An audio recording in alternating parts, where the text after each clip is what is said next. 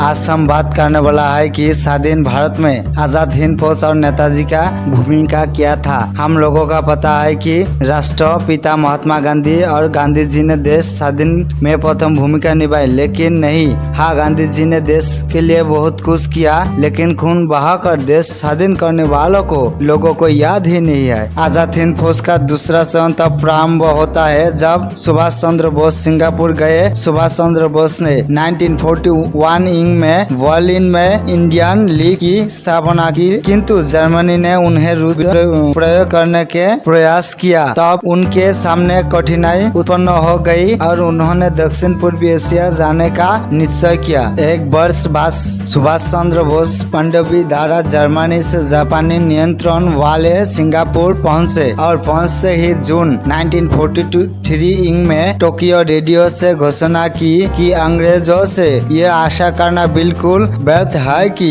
वे स्वयं अपने साम्राज्य छोड़ देंगे।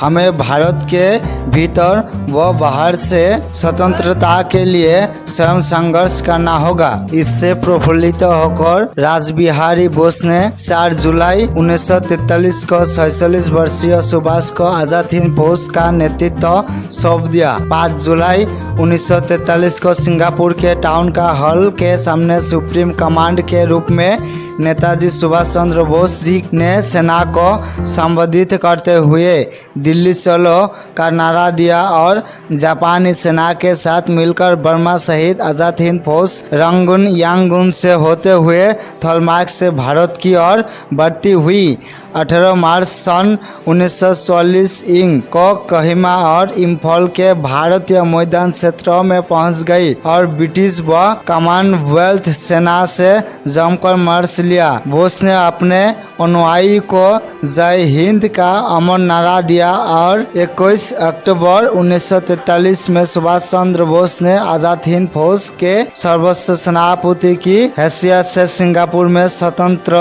भारत की अस्थायी सरकार आजाद हिंद सरकार की स्थापना की। उनके अनुयायी प्रेम से उन्हें नेताजी कहते थे। अपने इस सरकार के राष्ट्रपति, प्रधानमंत्री तथा सेनाध्यक्ष तीनों का पद नेताजी ने अकेले संभाला। इसके साथ ही अन्य जिम्मेदारियों जैसे वित्त विभाग तथा महिला संगठन लक्ष्मी स्वामीनाथन को सौंपा गया। उनके इस सरकार के जर्मनी, जापान, फिलिस्तीन, कोरिया, चीन, इटली, जापान ने अंडमान व निकोबार द्वीप इस अस्थायी सरकार को दे दिए।